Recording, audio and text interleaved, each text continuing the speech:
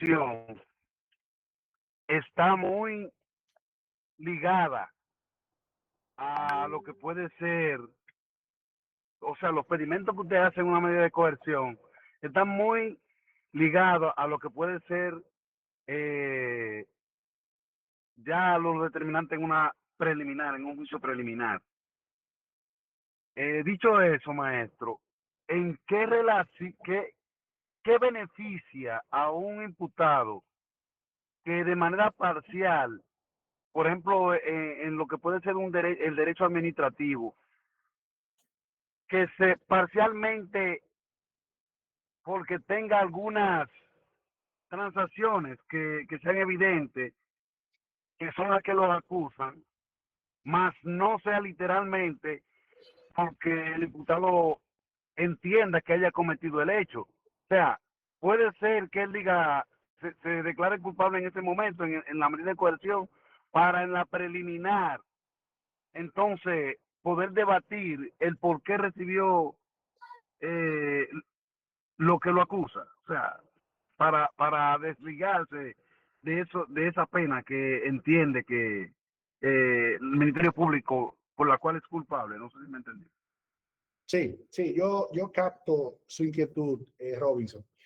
Mire, a propósito de su intervención, voy a poner en contexto, de hecho ya lo había planteado así de manera tangencial, la importancia de conocer las distintas fases de las que está compuesta un proceso penal, conforme nuestro modelo, que es el acusatorio.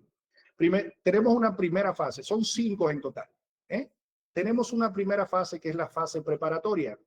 Esta llega hasta, digamos, el cierre de la investigación, mediante la presentación de lo que se conoce como acto conclusivo.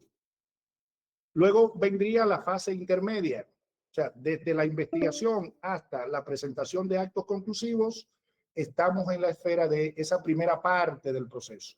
Es la parte embrionaria, es la parte inicial. Todavía ahí, digamos, las cosas no están del todo definidas. El Ministerio Público sigue investigando. Nosotros, además, si nos colocamos en la posición de defensor, también empezamos a vertebrar, a diseñar nuestra teoría de caso, nuestra propia teoría de caso. Entonces empezamos nosotros también a hacer levantamientos, probablemente de contrapruebas, de pruebas a descargo. Pero eso, insisto, estamos en una fase inicial. De manera que para contestar justamente en este contexto de la primera fase, que es la preparatoria, bueno, no es recomendable, jóvenes, que apenas en el ámbito del conocimiento de una medida cautelar estemos nosotros considerando la declaratoria de culpabilidad, o sea, que una persona se declare culpable en el ámbito de una vista sobre medida cautelar. Eso sería totalmente contraproducente. Ahí tendríamos que aguardar.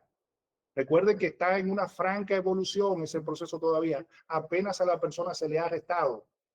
Apenas se cuenta con 48 horas para nosotros acudir por ante el juez de la instrucción, el juez de control de esa detención para determinar si la eleva mediante la imposición de una medida de coerción a prisión preventiva u otra medida alterna. Entonces, no conllevaría ninguna ventaja el tema de apresurarse, Robinson, a que su representado se declare culpable. Eso no hay que esperar. Los procesos hay que tomarlo con tranquilidad. No hay por qué festinarlo. No hay por qué, digamos, acelerar las cosas cuando incluso desde la defensa no hay necesidad de ello porque hay una serie de prerrogativas que son propias del imputado, como es la facultad de guardar silencio. El imputado no tiene ni siquiera que declarar. Entonces, no se lo recomendaría jamás, salvo que usted ya haya amarrado, usted haya pautado, incluso previo a un arresto de su representado, una especie de salida alterna, digamos un procedimiento penal abreviado. Entonces ya cuando usted, digamos, ha conseguido digamos, el concurso de la fiscalía para llegar a un acuerdo, entonces, bueno, ahí consideraríamos ese tema. Pero por lo pronto, en una medida de coerción, no. Una medida de coerción, bueno, la estrategia a seguir va a depender de Desde ese muchísimos punto factores. desde ese Ajá. punto Sí, sí, desde ese punto de amarre con lo que es el Ministerio Público, entonces sí podría ser una buena estrategia. Bueno, es lo que digo, va a depender porque hay tipos penales en los que, digamos, está aperturada la vía de una solución alterna del conflicto. Por ejemplo, podríamos considerar, hablé de procedimiento penal abreviado, el cual tiene dos modalidades, el parcial y el pleno. En el acuerdo pleno, lo que hace el imputado es, digamos, estar de acuerdo con la imputación, se declara responsable penalmente y además estaríamos contestes en el marco de ese acuerdo pleno en cuanto a la pena. O sea, el acuerdo pleno pasa por la declaratoria de culpabilidad, la admisión de los hechos por parte de quien, en este caso, del imputado. Bueno, ahí lo podríamos considerar. Digamos que su cliente está siendo imputado por haber transgredido la ley de porte y tenencia de armas. No se llama así, pero bueno, la ley de armas que regula lo relativo a las armas de fuego en la República Dominicana, y a él se le imputa de manera puntual de poseer un arma sin los debidos permisos. Bueno, eso es un tipo penal que no tiene una cuantía de pena tan significativa. Entonces usted puede acercarse al Ministerio Público para hacer un planteamiento de un acuerdo a los fines de no extender eso más allá de lo necesario en el tiempo. No hay ningún punto controvertido de que él llevaba esa arma. Usted lo consulta con su representado. Mira, aquí no hay realmente, no vamos a discutir sobre el hecho de que se te ocupó. Realmente fue así. Tú lo admitiste. Incluso en la medida de coerción dijiste que sí, que se te ocupó esa arma. ¿Verdad? Entonces, o sea, no es un tema que nosotros debamos desgastarnos discutiéndolo porque está acreditado. Entonces, si esa es la mejor solución para darle cierre a ese proceso mediante el cumplimiento de ciertas condiciones establecidas en ese acuerdo, bueno, pues ahí consideraríamos esa solución, Robinson. O sea, insisto, va a depender. Por eso la litigación penal tiene mucho de estratégica. Depende. O sea, usted evalúa, digamos, sus posibilidades de éxito de llevar el proceso hasta su última consecuencia, porque usted ha identificado ciertas falencias en la acusación. Entonces, ahí se cierra un poco a llegar a un acuerdo. Si usted ve que la prueba es abrumadora respecto de su representado, bueno, entonces los considera. O sea, va a depender. Comprendo. Sí, Muy satisfecho con su respuesta, maestro. muy bien. Profesor, Sí, en ese sentido, profesor, de la medida de coerción, me gustaría hacer un aporte sí, claro, para adelante. la pregunta. Un punto muy importante que tenemos que tener en cuenta es que la medida de coerción no es un juicio donde se va a evaluar si el imputado es culpable o no. Simplemente la medida de coerción tiene una solemnidad y es que en ese tipo de juicio lo que se va a evaluar es si existen algunos elementos que razonablemente puedan decir de que el imputado podría ser culpable de ese hecho que se le está imputando, o ver si el imputado, cuáles de la medida que establece el 226 podrían encajar en lo que se le va a conocer a ese imputado. O sea, hay que hacer esa evaluación, pero no es que en ese tipo de juicio, conociendo la medida, se va a evaluar la culpabilidad del imputado. El tiempo no da para uno evaluar eso. ¿Por qué? Porque hay que ver si esa prueba que depositó el Ministerio Público fueron recopiladas conforme a lo que establece la normativa. O sea, que ya eso, donde sí podría darse ese tipo de acuerdo con el Ministerio Público, podría ser ya en el juicio preliminar. Es lo que yo entiendo. Bien. Vamos a escuchar, gracias Junior, muy acertada su opinión, muy adecuada. Vamos a escuchar al profesor Alfredo, copanelista que está a nuestro lado por aquí. Adelante, profesor. Ciertamente, así como dice el colega o compañero, esencialmente hay un aspecto también, que es saber si ese imputado se va a presentar en el proceso. Es decir, si él tiene suficientes arraigos como para no aislarse, salir de fuera del país y que pueda presentarse al proceso. De ahí es que se dice que las medidas de coerciones son para los pobres, que no son para los ricos. Porque los ricos tienen empresas, tienen inmuebles, tienen una serie de cosas y no se retrotraen del proceso. Entonces, esa es una vertiente que, añadida a la que dijo el compañero, también siempre prevalece. Muy bien, muchas gracias, Alfredo. Otorgamos la palabra a Robert Vargas. Adelante, Robert. Sí, buenas tardes para todos.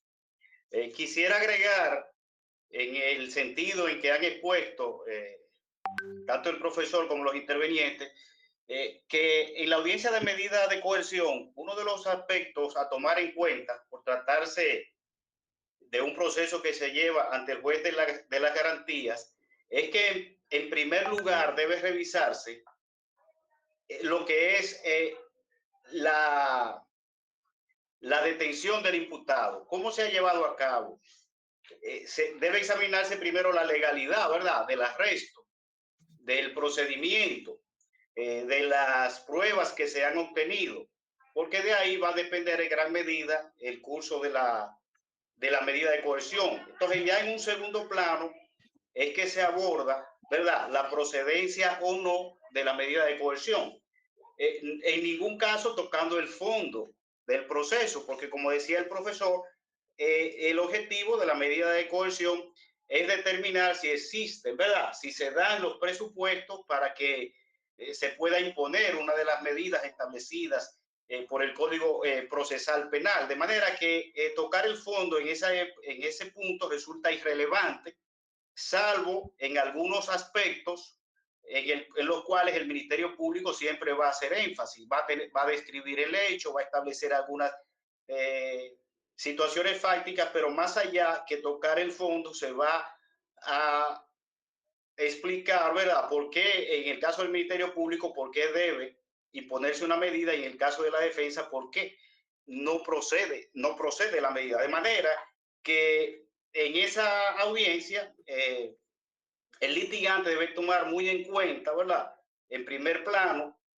la legalidad del arresto, si se produjo, la forma en que se realizó, la legalidad de las pruebas que está presentando el Ministerio Público, si han sido incorporadas al proceso y obtenidas de una forma legal, y en el fondo de la medida, pues, la procedencia o no.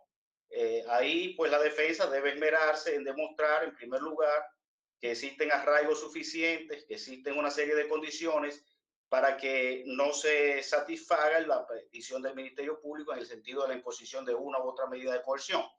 Eso es lo que quería expresarle. Muchas gracias.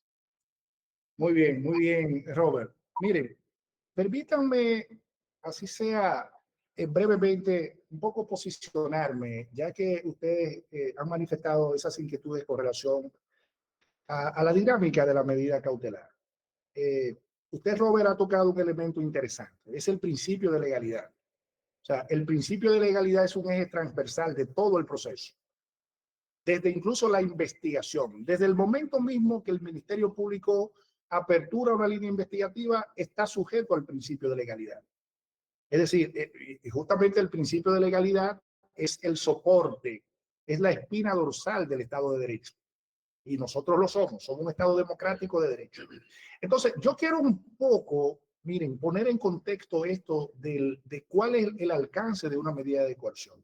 Porque en la comunidad jurídica, en el ámbito penal, hay una especie de mito y de visión equivocada con relación a cuáles son las facultades de las partes en el ámbito de una medida de coerción. Entonces, se quiere reducir a veces la intervención del abogado defensor a la presentación de documentación orientada a convencer al juez de que la persona tiene ciertos arraigos, bueno, tiene hijos, tiene esposa, tiene un empleo. Bueno, sí, eso es bueno. Usted debe ir, y recuerden que aquí estamos en el ámbito de un diplomado de litigación estratégica, usted debe ir a la guerra con todos los pertrechos que necesite. Y mientras más, mucho mejor. Ahora bien, no hay que perder de vista que las medidas cautelares tienen carácter contradictorio. El contradictorio tiene lugar también en el debate sobre una medida de coerción. De manera que si usted ha identificado, por ejemplo, un acto de investigación defectuoso o ilegal o violador de derecho fundamental, no se enfoque en principio de entrada en irle a presentar al juez una nimiedad tal como un tema de un acta de nacimiento, un acta de matrimonio, porque eso le va a restar a usted, digamos, el argumento más potente que usted tiene es aniquilar ese proceso por vicios de carácter de violación a derechos fundamentales, desde el momento mismo. Si a su representado el Ministerio Público le ha violentado el plazo de las 48 horas que establece el artículo 40 de la Constitución para ser presentado por ante el juez competente, bueno, eso es lo que usted debe considerar en principio. Si a sus representados le han arrancado una confesión mediante tortura y por tanto ahí estamos en el ámbito de la violación al derecho a la dignidad y a la integridad física de la persona, váyase primero por esa parte. Tiene que pelear eso con el Ministerio Público. Eso como primer punto. Segundo lugar, miren, aunque en la práctica la inmensa mayoría, yo no tengo un número estadístico a mano para poderlo presentar de manera inequívoca, pero debe rondar, digamos, más del 95% las medidas o las solicitudes de medida de coerción que la Fiscalía le presenta a los jueces para ser acogida. Que no impongan medidas de prisión preventiva ya ese es otro debate. Pero la solicitud como tal casi siempre es acogida.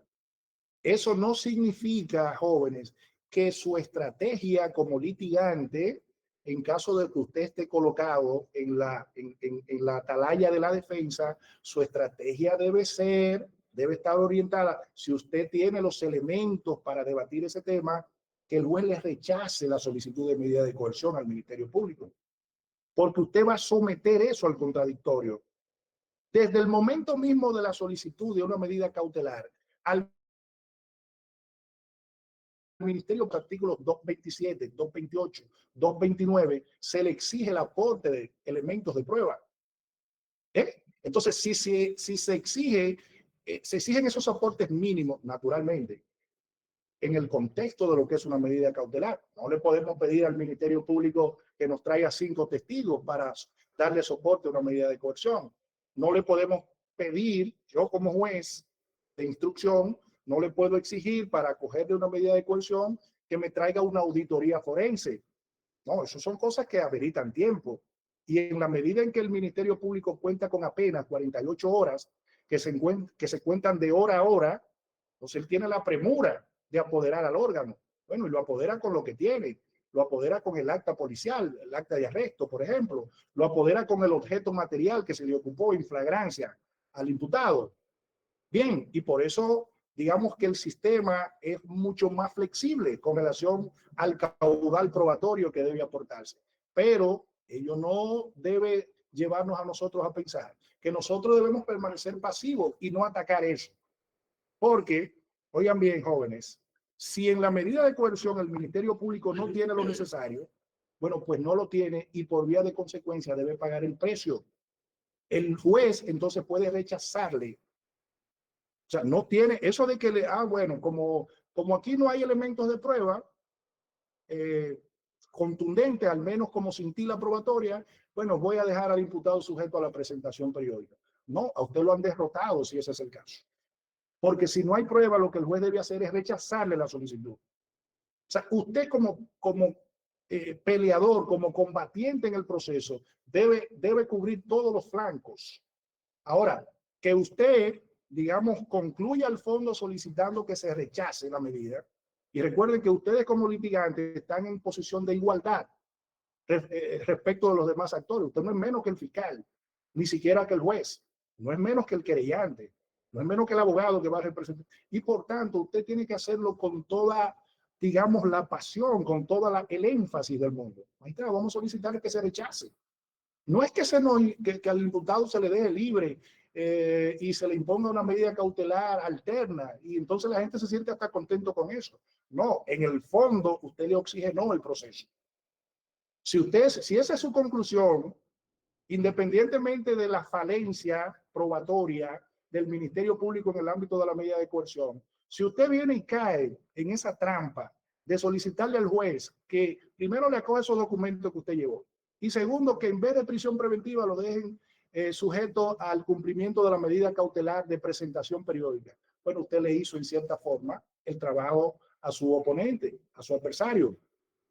Solicite primero que se rechace si no están las pruebas. Segundo, de manera alterna o subsidiaria, como una forma de usted no dejar esa puerta abierta para que no venga el juez a medida que usted no sustanció eso, digamos, no fundamentó ese pedimento. Bueno, si usted no me acoge este aspecto, en función de que digo que no hay los elementos mínimos probatorios que incriminen a nuestro representado, entonces mire, de manera alterna, en la medida en que la defensa ha venido aquí, ha concurrido aquí, con un caudal, con un abanico de presupuestos en el ámbito laboral, comunitario, familiar, bueno, mire, no hay necesidad, digamos que por el principio de proporcionalidad, de que a nuestro representado se le deje privado de libertad. Entonces, póngamele, magistrado, en caso de que usted me rechace esa primera conclusión, déjemelo sujeto a una presentación periódica, solo luego de que usted ha echado el pleito que debe echar, que es el pleito en el ámbito jurídico. Porque nosotros no vamos, señores, a un proceso penal a pedir favores. A los procesos penales no se va a asumir una actitud un poco como complaciente con nadie. No, usted va a pelear su espacio en todos los frentes. Bien, así es como funciona eso, ¿eh? A ver, Alfredo. Profesor, se habló de derechos fundamentales violados en la etapa de la medida de coerción.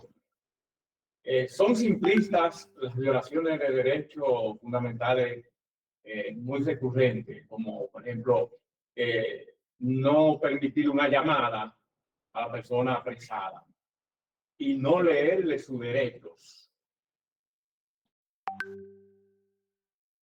Más que vamos a decir que el policía es que ejerce esa situación. Que diga el policía que lo agarró a las 6 de la tarde, pero realmente fue a las 5. Entonces, el fiscal tiene suscrito que fue apresado a las 6 de la tarde. Y usted tiene una referencia o así testimonial o algún otro precedente que dice que fue a las 5 de la tarde, que es como más sustancial. Pero esas situaciones de leer los derechos, la llamada telefónica, son pasibles o son sustentadoras de exigir ese derecho que usted dice, de la obligación de un derecho fundamental. Muy bien. ¿Ustedes escucharon la inquietud de su compañero que está acá en la tribuna con nosotros? ¿Escucharon esa inquietud? Muy interesante. Sí. Miren, él dice, bueno, ¿y qué ocurre si a un imputado no se le ha permitido?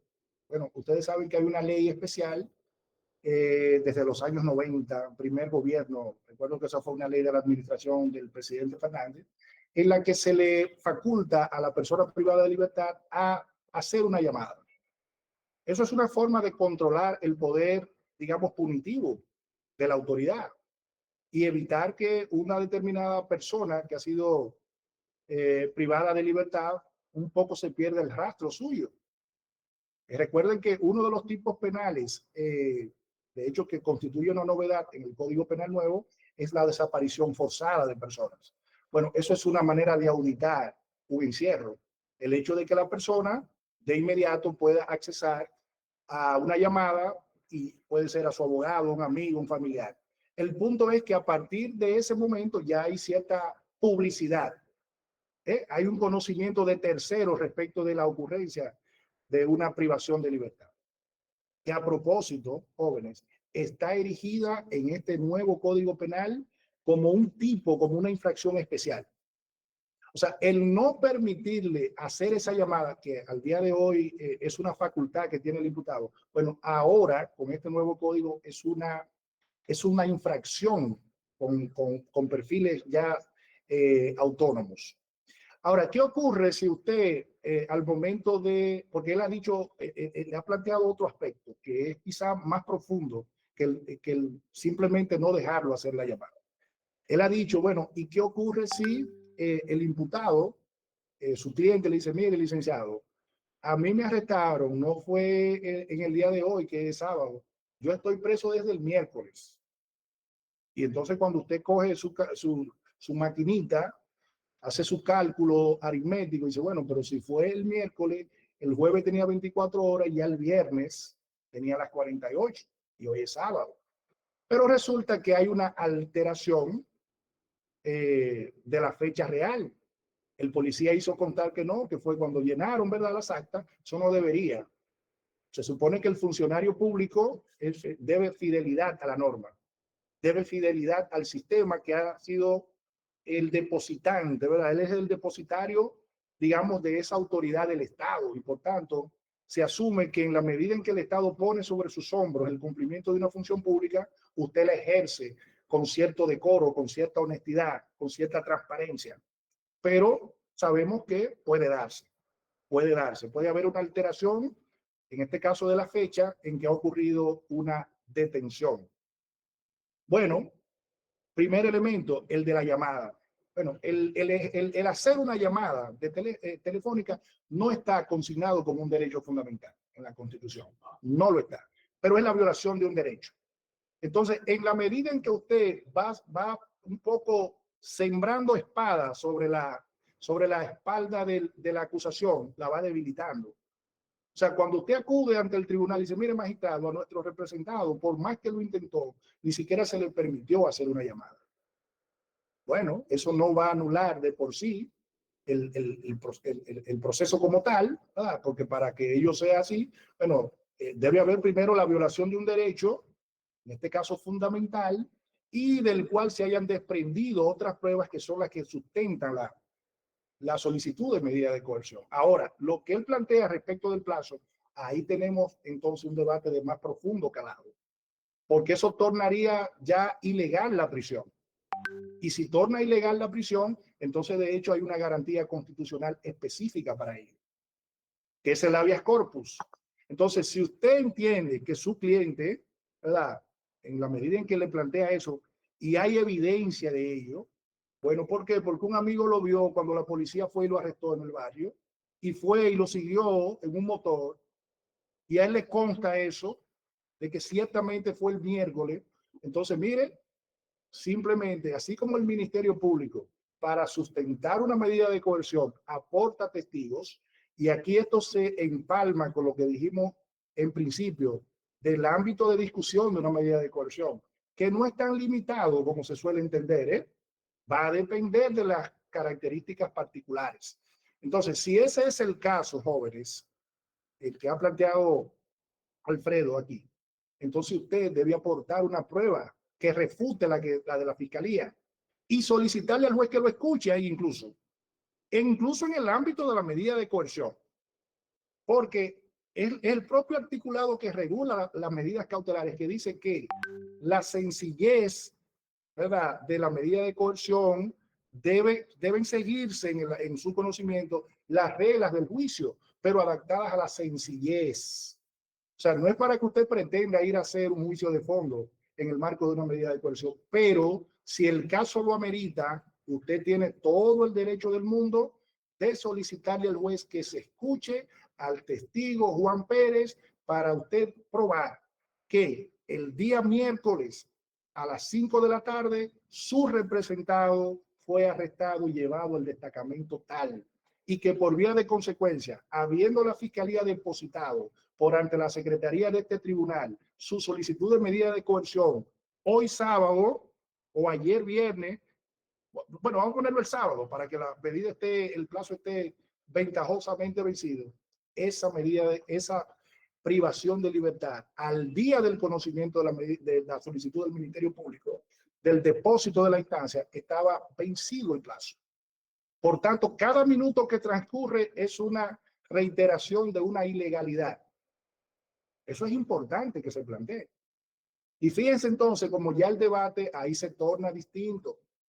Ahí no es que si usted, bueno, que aquí tengo una carta de trabajo, que la esposa lo está esperando ahí afuera, que tenga un garante. No, aquí estamos hablando ya de cuestiones de derecho. En este caso, un tema de carácter procesal y constitucional que usted está invocando en el momento mismo, ¿verdad?, del conocimiento de la medida de coerción. Profesor. Sí, adelante. En ese sentido, profesor, quiero hacer un aporte y también lleva usted razón cuando establece eso, y voy a hablarle algo de un caso que yo viví en una medida de coerción.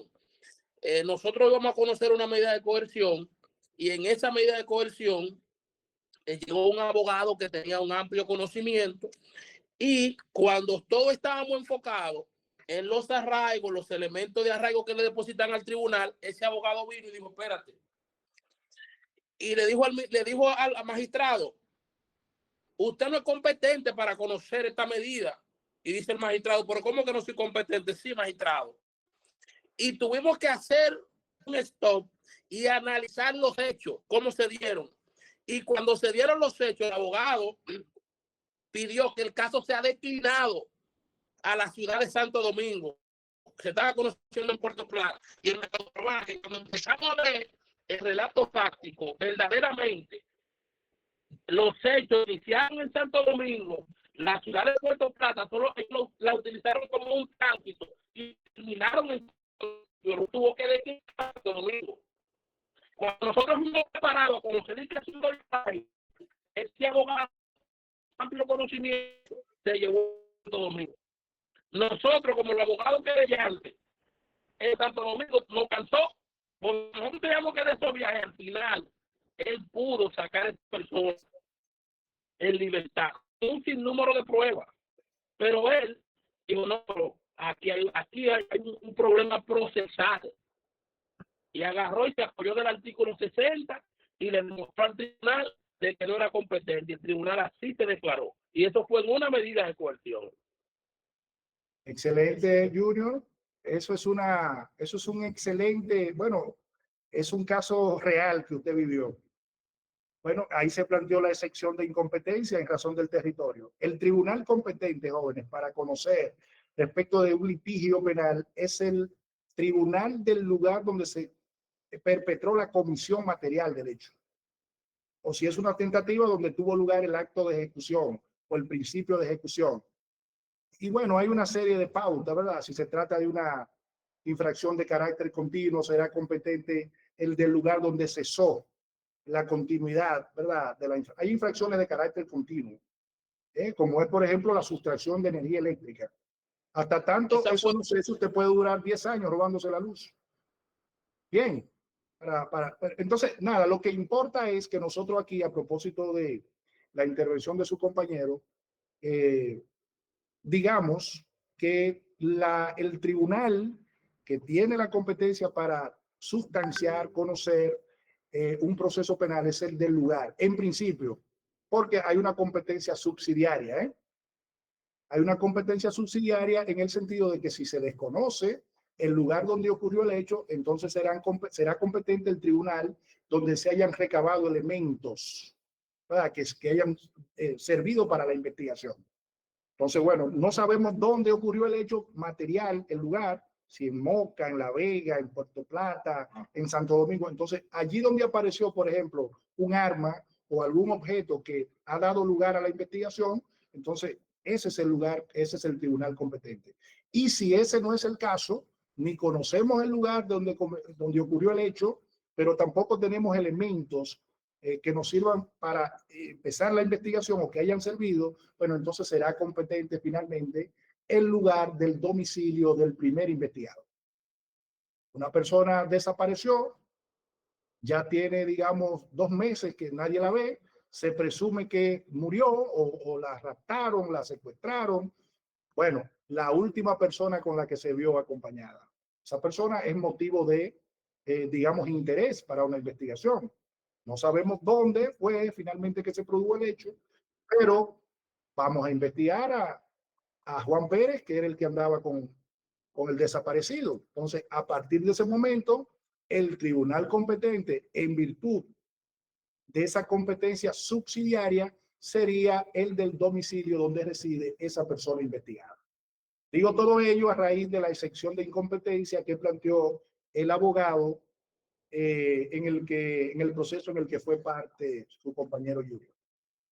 Adelante, Alfredo quiere acá hacer una intervención. Hay otra modalidad, profesor, que es la comisión rogatoria, en función del cambio de los fiscales y del tribunal también.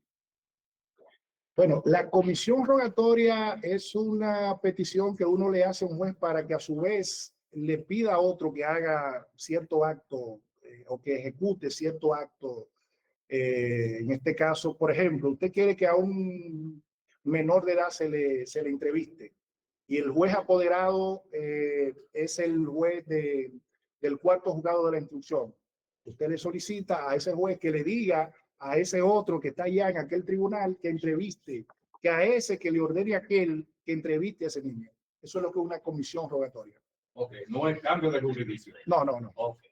El cambio de jurisdicción, ahí lo que se está presentando la excepción, una de las varias excepciones que tiene el Código Procesal Penal, que puede ser la litipendencia, puede ser la prescripción, puede ser, hay muchas excepciones y claro está la excepción de incompetencia que se puede plantear. Antes de que se cierre el contexto, la misma suerte corre la no lectura de los derechos, igual que como usted explicó, la llamada telefónica, que no está en la Constitución, pero que sí puede aprovecharse para desvirtuarla, vamos a decir, al Ministerio Público en la forma de la acusación. Bueno, es el incumplimiento en este caso de una de las formalidades, en este caso de un arresto, para que esa acta pueda ser incorporada al juicio por su lectura.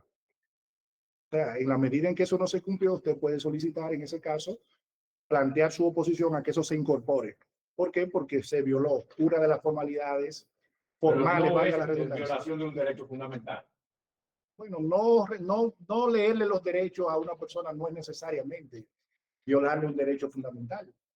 Okay, No es necesariamente. Podría sí vincularse con otro derecho fundamental que sería, digamos, el ejercicio del derecho de defensa, en la medida en que la persona pueda saber a ciencia cierta de qué se le acusa, porque eso es lo que se persigue.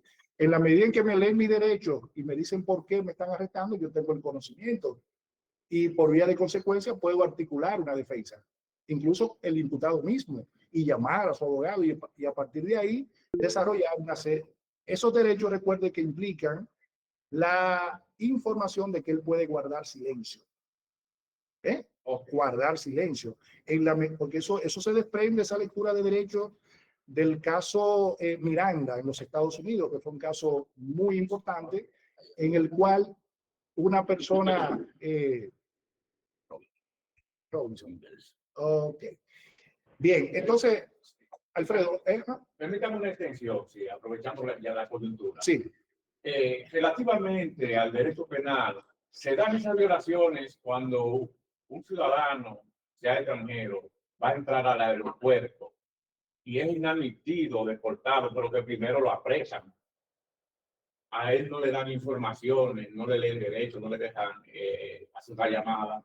Simple y llanamente, él dura 24 o 48 horas ahí y después se sabe que fue que lo deportaron para otro país que no es de él.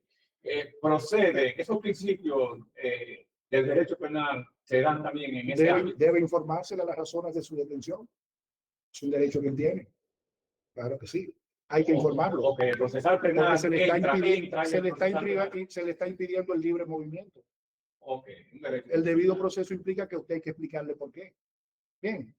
Okay, gracias. Hay alguien que tenía la mano levantada. ¿Quién era? Que se nos fue ahora, que no lo vemos. Brea Santa. Era, Robinson estaba. Robinson. Bueno, parece que la bajó. Robinson, ¿usted desistió de su interés en intervenir o persiste en ello? Bueno, vamos a continuar. Entonces, jóvenes, vamos a ver, miren, ya nosotros hemos dicho un poco cuál es la dinámica del proceso penal, del litigio penal. Esa primera parte también hace alusión al tema de cuáles son los principios que orientan el litigio penal. Bueno, el litigio penal guarda una relación muy imbrincada, ¿no? Muy estrecha con la naturaleza misma del proceso penal acusatorio. De manera que el litigio penal se vincula con la noción de contradicción. El litigio penal es esencialmente contradictorio, porque justamente esa es la lógica del debate penal. Se presentan dos tesis alternas que son, digamos, opuestas entre sí. De manera que la naturaleza del litigio penal es la contradicción. Otro de los principios que orientan el litigio penal es el principio de inmediación. Las partes concurren al proceso y presentan los elementos de prueba en la presencia del juez y de las demás partes. De manera que en materia penal las pruebas no se evalúan en un despacho. El juez no puede evaluar una determinada prueba en su despacho. Bueno, la puede evaluar una vez ya el proceso ha cerrado. Entonces se retira a deliberar. Pero mientras tanto se estén incorporando la prueba a los fines de su acreditación, bueno, eso se debe hacer a la vista de todos y sin intermediarios. Eso es lo que significa la inmediación. El litigio penal también se caracteriza por la publicidad. No se celebra a puertas cerradas, no se celebra a escondidas, no se celebra de espalda al control del soberano, que en este caso es el pueblo. Cuando cualquier persona, ¿verdad?, que cumpla con requisitos mínimos, que no sea un niño de corta edad, por ejemplo, bueno, quiere acudir a una audiencia, naturalmente guardando ciertos recaudos, cierto respeto, no es que usted va a ir a estar haciendo, digamos, alterando la dinámica de un proceso. Bueno, eso es una expresión del control que debe tener el soberano de la impartición de justicia, como una expresión del principio de publicidad. Esa publicidad se puede ver limitada también. No es necesariamente absoluta, porque hay ocasiones en que esta debe ceder. ¿Cuándo debe ceder? Bueno, cuando está involucrado, digamos, el bien jurídico del honor de quien vaya a verter un testimonio que le pueda causar una afectación. Imagínense ustedes una mujer que va a declarar, a deponer respecto de la circunstancia en la que ella fue violada. Entonces, eso definitivamente que sería mucho pedirle y sería, de hecho, revictimizarla el que ella tenga que desarrollar su declaración en presencia de una sala atestada de personas. Otro supuesto en el que debe ceder la publicidad es cuando está en juego la revelación de un secreto. Hay procesos en los cuales se pueden hacer revelaciones, por ejemplo, de carácter de seguridad del Estado o de seguridad, por ejemplo, de la elaboración de un producto. Entonces, para cubrir ese tema de los secretos, entonces se le pide, los jueces le van a requerir al público presente que abandone la sala. Un caso ilustrativo de ello es el seguido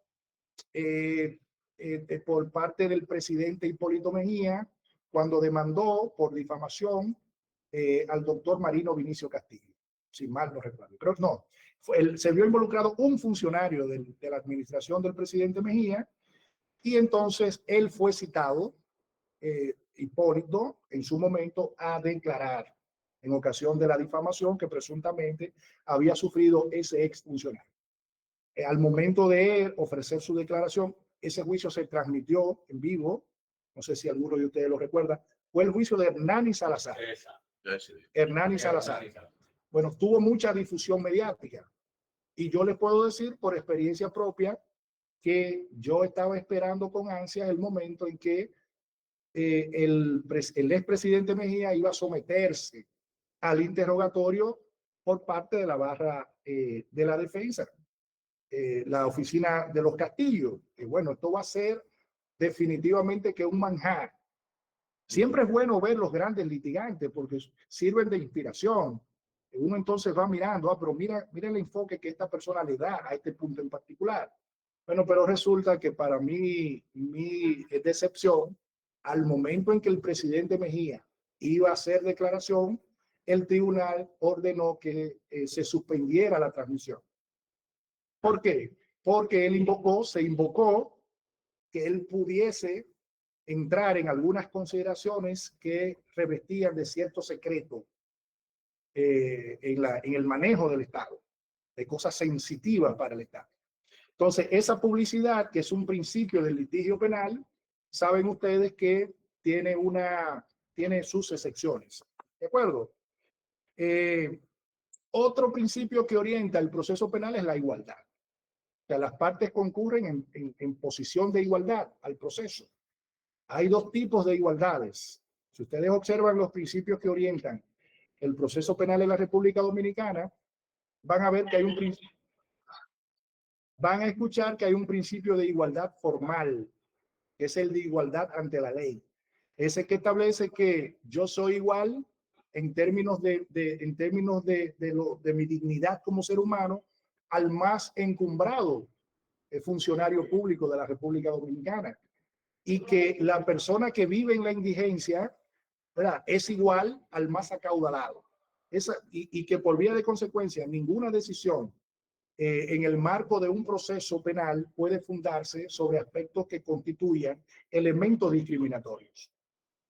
¿Verdad que sí? O sea, ni fundado en la orientación sexual, ni en el pensamiento político, ni en las ideas políticas, ni en la profesión de fe que se tenga, ni en el estatus económico. En fin, esa es la igualdad en sentido formal. Ahora, la igualdad procesal también está contemplada en el Código Procesal Penal. ¿En qué consiste? En lo que la doctrina le llama igualdad de armas. O sea, lo que hemos dicho, usted como litigante, como abogado privado, es igual, acude al proceso en igualdad, en pie de igualdad respecto del Ministerio Público. No importa que se trate de la Procuradora General, que se ponga una toga y vaya a litigar un proceso. Usted es igual a ella.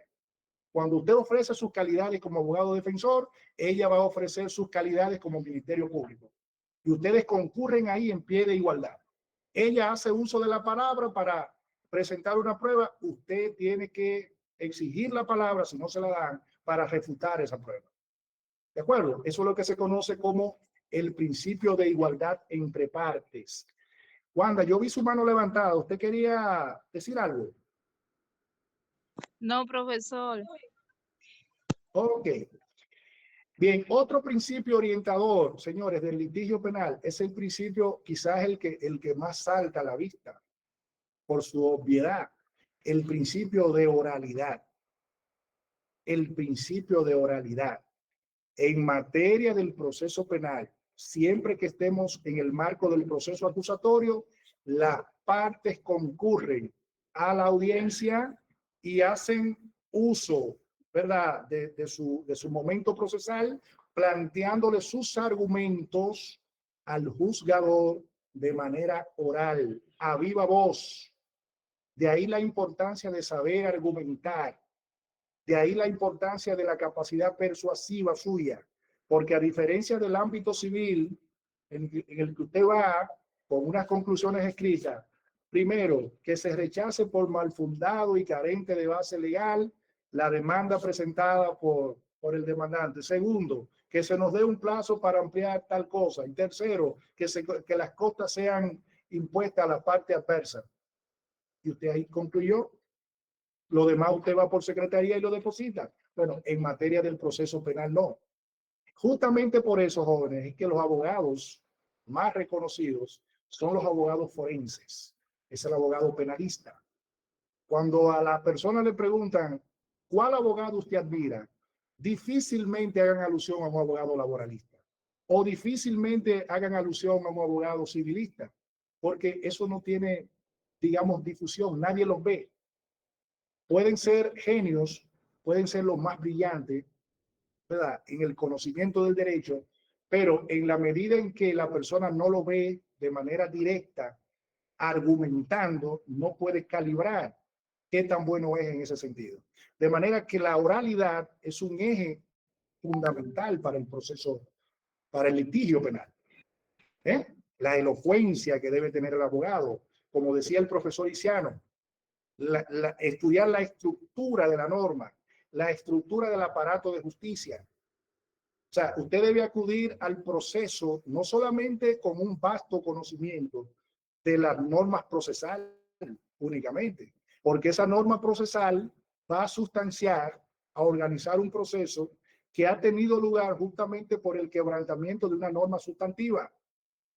Entonces usted tiene que conocer también la dogmática penal, pero penal material, porque, bueno, si a su cliente lo están acusando de estafa, bueno, usted lo que va a argumentar que a su cliente, en caso de que su tesis de defensa sea la negación, ¿verdad?, de esa imputación, usted tiene que conocer los elementos que perfilan ese tipo penal.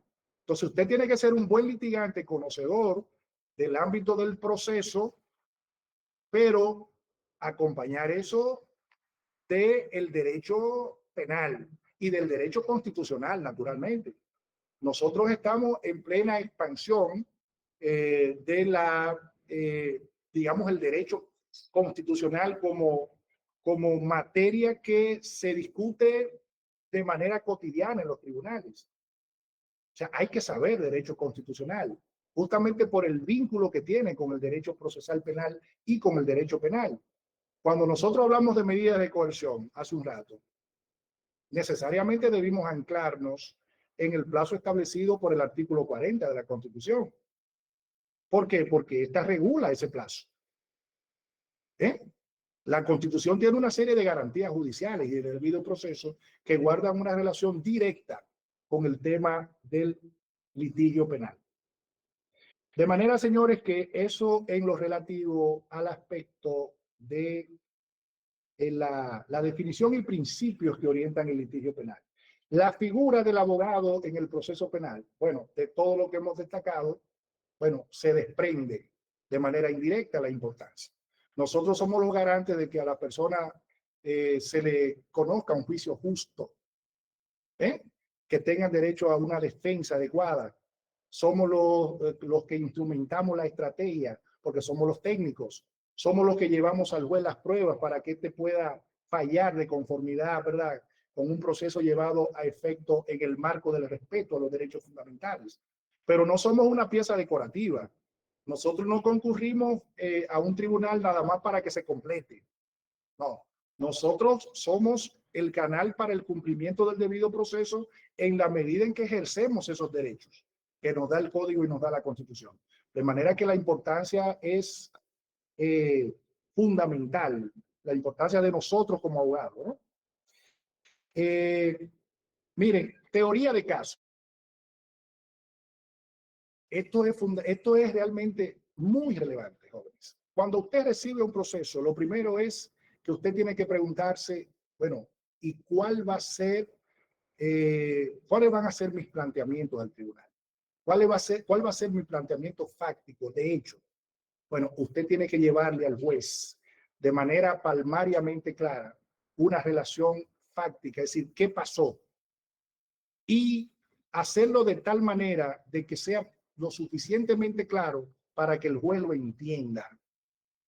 No un escrito enrevesado, no un escrito complicado. Hay abogados que quieren introducirle hechos y piensan que mientras más incluyan, mejor. No es así. Solo incluye en esa parte fáctica, en ese relato fáctico, lo que usted puede probar, lo que usted tiene el soporte para acreditar lo que dice. Entonces, es una cuestión de decir cuándo ocurrió, cómo ocurrió, quién lo cometió, la hora, el día y los elementos que realmente sean relevantes. No podemos irle a decir al juez que el día en que ocurrió el hecho, fulano de tal, estaba mirando un juego de los Yankees de Nueva York. Eso podría tener importancia en un contexto determinado, pero casi nunca eso un juez le va a conferir ninguna importancia. O sea, solo resalte los hechos que realmente son relevantes y que se vean y que tengan un orden, una claridad, ¿correcto? Una vez identificado los hechos, una buena adecuación de los hechos, entonces únicamente cuando usted sepa con claridad y haya plasmado con claridad los hechos, entonces vaya al derecho. Son los hechos los que van a determinar el derecho. Si lo que ocurrió fue que fulano de tal se quedó con el carro que le prestó el amigo y no se lo quiere devolver, bueno, pondere todos los elementos. No fue que él fue y lo buscó y se lo apropió, sino que el cliente suyo se lo entregó. Ah, bueno, eso me dice a mí que ese elemento fáctico, eso que ocurrió, se subsume al momento de hacer la subsunción en el marco jurídico, a eso me cae dentro del abuso de confianza. Aunque su cliente quiera que diga que es robo, pero el técnico es usted. Bien. Entonces, aspectos procesales importantes que usted entienda también. Bueno, ahí inclúyalo. Se le violó a su cliente tal o cual derecho fundamental. Se hizo un allanamiento defectuoso. No tenía el Ministerio Público la orden judicial para presentarse a la casa de su representado. Bueno, eso es un aspecto a tomar en cuenta en su teoría de caso. En el aspecto fáctico y en el aspecto jurídico. Primero, en el aspecto fáctico, usted lo dice, se realizó el allanamiento, tal día, tal hora. En el aspecto jurídico, ahí hay la vulneración del artículo 179 y siguientes. Y por tanto, la prueba que se desprende de ese acto procesal violatorio del derecho, entonces yo voy a solicitar que se anule. Pero una vez pondero en términos de hecho. ¿De acuerdo? Y en tercer lugar, tendríamos el aspecto probatorio. Y ahí se cierra el círculo. ¿Con qué yo pretendo probar esto que digo que pasó? Ah, bueno, fulano de tal que estaba presente el día en que se realizó el allanamiento. O el video, la cámara que grabó el momento en que llegó la policía. Eso yo lo aporto también. Entonces, solo diga en su teoría de caso, en el aspecto fáctico, aquellas proposiciones que usted esté en capacidad de probar. Porque luego, si usted dice que ahí ocurrieron una serie de cosas y no tiene soporte para probarlo, su teoría de caso va a ir un poco, es verdad, a la deriva. Bien, entonces 3 aspectos. Aspecto fáctico, qué pasó, cómo pasó, cuándo pasó, la circunstancia de hecho. Aspecto legal o aspecto jurídico, ¿dónde se subsume? ¿Dónde cabe eso? ¿En qué parte de la norma penal es que eso está tipificado? Y tercero, el aspecto probatorio. ¿De acuerdo? Miren, impacto del nuevo Código Penal en la litigación estratégica. Voy un poco rápido porque veo que el tiempo ha transcurrido. Entonces veo que son las 4:12. Miren, impacto del nuevo Código Penal a la luz de la litigación estratégica. Este código va, señores, a cambiarlo todo en materia del ejercicio penal. Primero que crea 72 nuevos tipos penales que no están al día de hoy. Incrementa las penas de manera exorbitante. Incluye el denominado cúmulo de penas, sobre todo cuando hay un concurso real de infracciones. Entonces, si realmente es algo muy serio, muy grave, el hecho de que a su representado le impongan 20 años a raíz de una asistencia técnica defectuosa de su parte, imagínense usted salir con 60 años sobre sus hombros. Entonces, en la medida, este código está siendo, digamos, objeto de conocimiento por todos, incluyendo abogados de larga data. Son cosas totalmente novedosas, tipos penales desconocidos, tales como el genocidio, desaparición forzada de personas, feminicidio, el tipo penal de discriminación, tipo penal de bullying escolar, asociación de funcionarios, cohecho. O sea, son tipos penales que en la práctica penal dominicana hasta ahora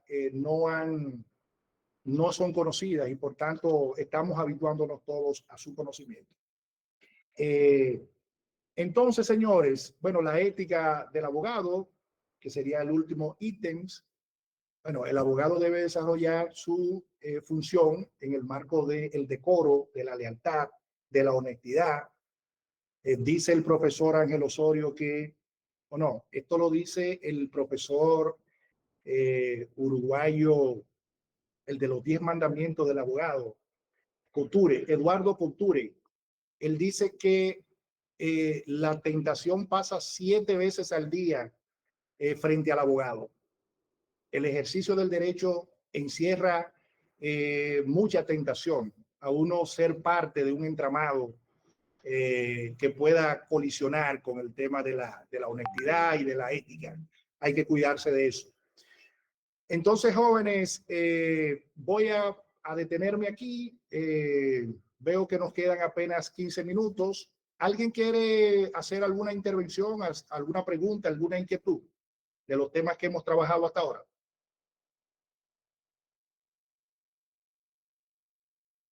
Bien, entonces miren, jóvenes, para el próximo sábado nosotros vamos a estar agotando lo relativo a la parte concreta de la preparación de un caso penal. Recuerden que nosotros, como hemos planteado desde el inicio, no venimos aquí a dotarlos a ustedes de herramientas de carácter retórico, sino nosotros vamos a ver aquí cómo es que se debe investigar un caso penal. Esa investigación preliminar que hay que hacer. Cómo se debe recopilar la prueba. Cómo debemos elaborar ya de manera concreta, con casos, con ejemplos concretos para ver la dinámica de la teoría de caso. La estrategia de defensa, estrategia de la acusación en el marco de un proceso. Si ustedes observan, estoy en el marco del programa. Preparación práctica, ¿no? Del caso, técnica de litigación oral y finalmente vamos a estar viendo la técnica de litigación escrita. Bien. Entonces, profesor, usted quería hacer un planteamiento final. Jóvenes, entonces, si alguno de ustedes quiere intervenir, hacer un aporte, una intervención final, puede levantar la mano. De lo contrario, damos por concluida esta facilitación de nuestra primera semana de contenidos. Así que tengan feliz resto de la tarde. Ajá. Me gustaría saber, profesor, el licenciado que está ahí con usted, profesor, habló de un tema importante, que es tener un banco de instancias. Eso nos lo van a suministrar ustedes. ¿Cómo funciona eso? Porque eso me interesó. Sí, ese banco de instancias nosotros se los vamos a proveer. Sí, es parte integral de este diplomado. Van a tener ahí modelos de querellas, de recursos, de apelación, de casación. Nosotros lo vamos a proveer. Y lo vamos a explicar también. Y además, claro, es parte de los contenidos que nosotros vamos a abordar. Perfecto, muchas gracias. Muy bien. Entonces, jóvenes, pásenlo bien, tengan feliz resto de la tarde.